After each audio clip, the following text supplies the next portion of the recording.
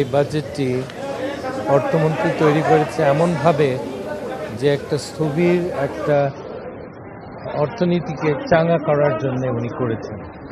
ওনার অনেক পদক্ষেপ আমি দেখেছি। এই অর্থনীতির প্রবৃদ্ধি হার বাড়বে এবং এটাকে আমি ওয়েলকাম করি যে এই টাইমে সারা পৃথিবীতে এখন সমস্যা। এই টাইমে একটা এক্সপ্যানশনারি বাজেট করা দরকার ছিল, উনি ওটাই করেছেন।